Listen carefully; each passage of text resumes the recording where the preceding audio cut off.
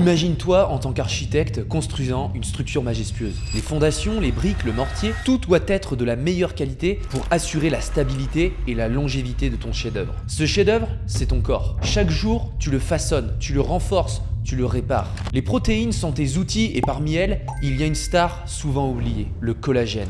Pendant longtemps, on a cru que ton corps, surtout tes articulations et ligaments, était figé une fois adulte. Mais tout comme les muscles se régénèrent, le reste de ton corps possède aussi ce pouvoir magique de transformation. Ces fondations solides de ton chef-d'œuvre corporel sont en constante évolution avec le collagène en plein cœur de l'action. Mais manger du collagène, est-ce vraiment le secret pour renforcer cette base? Est-ce la solution contre les douleurs et les problèmes articulaires? Les publicités te le promettent. Mais que dit réellement la science? Reste ici car ensemble on va percer les mystères du collagène, cette protéine à la fois énigmatique et essentielle. Et si tu veux être sûr de ne rien manquer, n'oublie pas de t'abonner et de cliquer sur j'aime.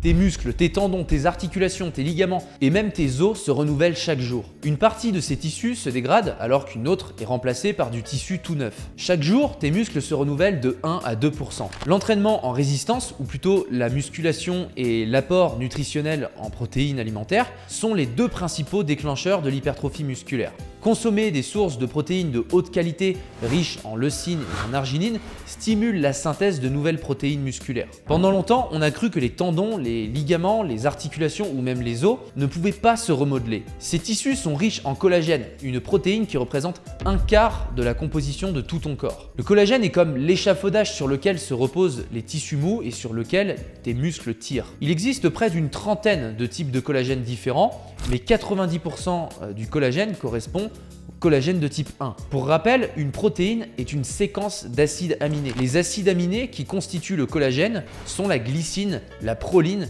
et l'hydroxyproline.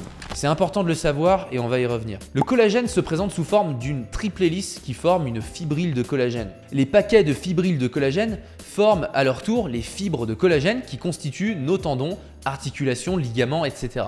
De la même manière que consommer des protéines riches en leucine et en arginine améliore le remodelage du muscle, on peut se demander si consommer des protéines riches en glycine, proline et hydroxyproline, donc les constituants même du collagène, pourrait améliorer le remodelage de nos tendons, ligaments et articulations. C'est en tout cas ce que vendent la plupart des marques de compléments alimentaires qui promettent améliorer la santé de tes tendons et tes articulations. De plus en plus de personnes sont alors convaincues qu'elles doivent consommer du collagène pour favoriser la santé de leurs tendons et articulations. Déjà, on sait que consommer des protéines riches en acides aminés essentiels n'augmente pas la synthèse de tissus conjonctifs dans le muscle. Le problème est que ces compléments alimentaires ne contiendraient pas suffisamment de glycine et de proline, les acides aminés qui constituent le collagène de tous nos tissus conjonctifs. Alors, on a inventé des sources de protéines dérivées du collagène, comme la gélatine et les peptides de collagène qui contiennent davantage de proline et de glycine. C'est ce que vendent encore une fois la plupart des marques de compléments alimentaires. Le problème est qu'on a très peu de preuves à l'heure actuelle de l'efficacité réelle et des propriétés anaboliques de ces compléments alimentaires, malgré les prétentions faites par le marketing de ces marques. Pour comprendre comment consommer du collagène pourrait aider au remodelage des tissus conjonctifs, il faut déjà comprendre comment le collagène est synthétisé. Ça se passe en 5 étapes. Étape 1, les fibroblastes. Imagine tes tendons et tes muscles comme un réseau dense. Au cœur de ce réseau, on trouve des cellules appelées fibroblastes. Ce sont elles qui jouent un rôle clé dans la fabrication du collagène. Étape 2, l'activation par le mouvement. Lorsque nous faisons de l'exercice ou que nous bougeons, nos tissus sont mis en tension. Ils subissent des contraintes mécaniques. Ces contraintes envoient un signal aux fibroblastes qui leur ordonne de fabriquer du collagène. Étape 3, la fabrication commence. Les fibroblastes produisent donc les chaînes d'acides aminés qui forment les molécules de collagène. Ces chaînes subissent ensuite des modifications pour former ce qu'on appelle le procollagène. Étape 4, de l'intérieur vers l'extérieur. Le procollagène est ensuite expulsé à l'extérieur de la cellule où il subit d'autres transformations pour devenir le collagène mature que nous connaissons. C'est ici que la vitamine C entre en jeu. Elle aide à solidifier et stabiliser le collagène en formant des liaisons entre les molécules. Étape 5, le rôle de l'alimentation. Certains aliments, comme ceux contenant de la vitamine C, sont essentiels car cette vitamine est cruciale pour la formation et la stabilisation du collagène. Voilà comment le collagène est synthétisé dans tes cellules. Maintenant, comment consommer du collagène pourrait améliorer cette synthèse? En vérité, il y a plusieurs barrières.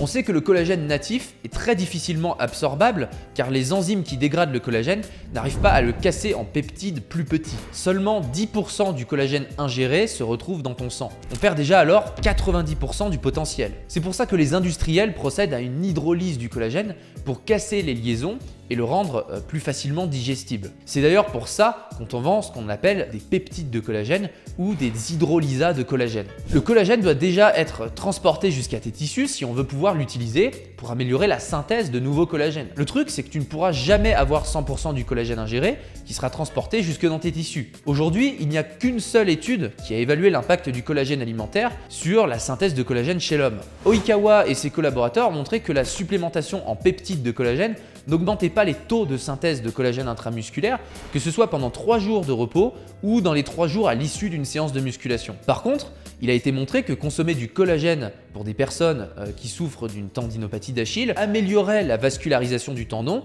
et réduisait la douleur ressentie. D'autres auteurs ont montré que consommer 10 grammes de peptides de collagène tous les jours pendant 6 mois ne changeait rien à la synthèse du collagène dans les os. Pour que le fait de manger du collagène ait un effet sur la santé de tes tendons et tes articulations, il faudrait que ce collagène ait un impact sur l'activité des fibroblastes, les cellules directement responsables de leur production. Certaines études ont montré une prolifération des fibroblastes dans la peau de souris lorsque ces fibroblastes étaient contenus dans un gel. Mais il y a un gros problème avec ça. Les seules études qui montrent un effet positif l'ingestion du collagène alimentaire sur la synthèse de collagène sont faites dans des conditions de laboratoire sur des échantillons de peau de souris isolés dans du gel. Ces résultats ont donc peu de probabilité de se répercuter chez l'homme vivant. En laboratoire, les fibroblastes sont dans un gel de collagène. Dans un être humain, les fibroblastes sont enfermés dans la matrice extracellulaire.